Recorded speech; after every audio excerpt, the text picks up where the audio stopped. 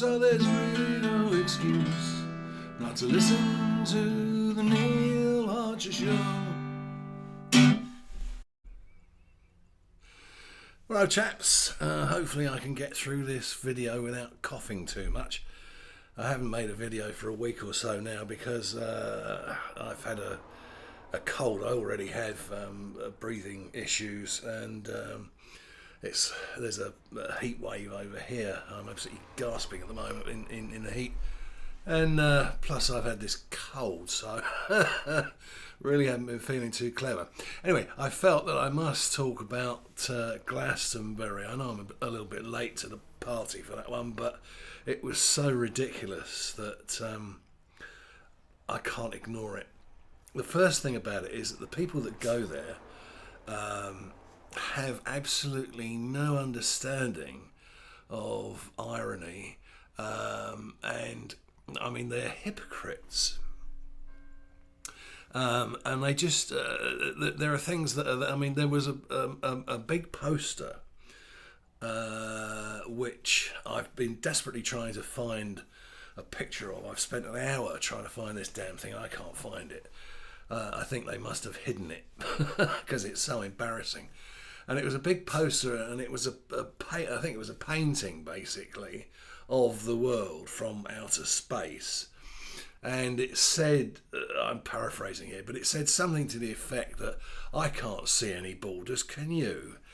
And this was attached to the wall all around the outside of the Glastonbury Festival. Now this wall is about, I don't know, 30 feet high or something. It's just so the you know, they just can't see that. On the one hand, they're saying there should be no borders, and then on the other, they're throwing up this fucking great wall around their little enclave where they're all fairly rich people, because it costs about 400 quid to go to this festival, and I mean, and they don't realise it, and then they bang on about the planet and ecology and all that kind of stuff. And yet when they leave the site, it looks like an absolute tip. You know, these people are hypocrites to the extreme. They're all probably sort of middle management types who basically are cosplaying. You know, they're going to this festival and pretending to be hippies, I think, and or that kind of thing. You know, they dress up in all these stupid costumes and things, and prance about and you know, and saying, "Oh, aren't we? Aren't we good for the planet?" And they're not. I mean, they're just not. Anyway, it started. I thought I'd have a look. I mean, I have never been to a festival. I don't like the idea of a festival. Does not appeal to me in the slightest as a punter. I've played at a few festivals. I played at festivals, a couple in London, one in Hertfordshire. I played in one in Germany. So I've played at a few, but I've never actually attended one as a punter, because I don't fancy sleeping in a tent. And if I go somewhere for pleasure, other than my home, I want to stay in a nice hotel where I'm catered for, you know, and other people do the work. Anyway, that's kind of beside the point. So I thought I'd have a look at some of the acts that were on, and the first one I found I'd never heard of, and it's an Irish woman who calls herself CMAT.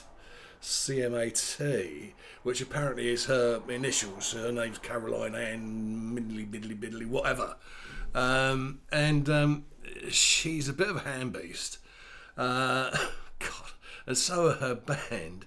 I'll put up a picture.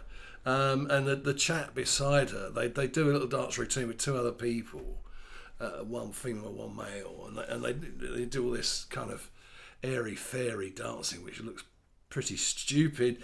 What it reminded me of really was the the dance of the, I think it's a hippopotamus or hippopotami in Fantasia. You know, these great huge fat things trying to be light on their feet. And the guitarist bloke who's next to her, I mean, he's even more of a hand beast than she is. It's absolutely crazy. So there were them. And then I thought I'd have a look at one or two others. There's been a huge controversy about a rap duo, well, two rap duos actually. The first one called Kneecap, who are Irish, and of course they take their name from the fact that the IRA, I think, used to kneecap people who they would shoot their kneecaps, basically crippling them if they, felt that they were doing something that was against whatever their raison d'etre was or whatever. I think it was people who sort of were sneaks and maybe told the RUC, I don't know, whatever. Anyway, they used to kneecap people. And these people are, they're on this free Palestine rubbish. I mean, I'm not going to get involved in that because that's an absolute mare's nest.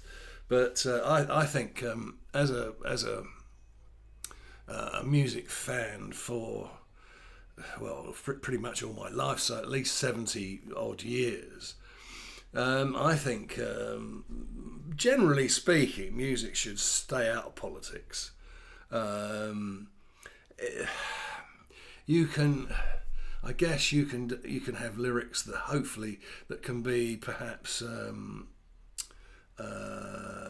Ren writes songs that are like social comment, but he doesn't get involved in like international political issues, I don't think. And I think I think music, generally speaking, should stay out of that kind of area. It's all very well to sing about maybe poverty or domestic violence, kind of personal type issues, but when you start getting involved in country v country, then I'm not quite sure that that's something that I would want to be in music, and so there we are. Anyway, then there was this other chap called who is the real one I want to get to, and that is again, it's a duo, but they're called Bob Villain. So it's like Bob Dylan, but with a V, and meaning that they're villainous or whatever. And this bloke's a fucking idiot. I mean, he really is.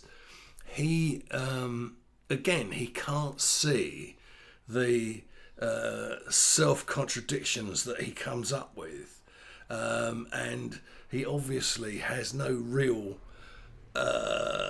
ability to critically think what he's talking about, because he keeps on contradicting himself. I mean, he does something about he started people chanting free Palestine from the river to the sea and all that kind of stuff, and then in the next song he says something to the effect of we've taken over your country, so sit down and shut the fuck up. So on the one hand, he's kind of arguing that Palestine, in his mind, should be able to put presumably the Israelis, who are in his mind, the invading force, out of their country. But when it comes to the UK, he's siding with the immigrants who are taking the country over, and he's telling the rest of us to fuck off and sit down and shut up, basically. What a wanker. Anyway, so the upshot of that is that his agency have dumped him, or them. I say it's actually two people. It's a drummer and the rapper, and I think they use backing tapes. I don't know how these people work, but that's the way it comes across to me. They have some sort of backing tape with other instruments on it. Then they've got the drummer, and then they've got this frontman who does the gob job. So he says about free Palestine. Then in the very next song, he says, as I said, you know, shut up, fuck off, shut up and sit down if you want to talk about, you know, we've got your country and we're not giving it back. But he also led the crowd in chants of death to the IDF. Now, if that's not incitement to violence, I don't know what is.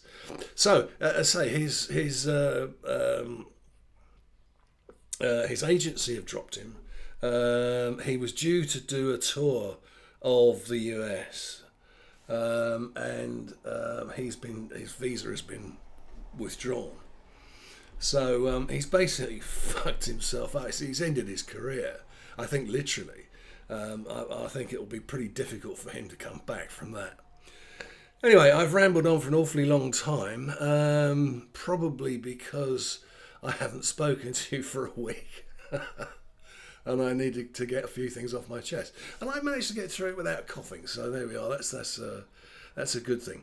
Anyway, thank you very much for joining me. Well done if you got this far, and I will see you on the next one. Cheers for now.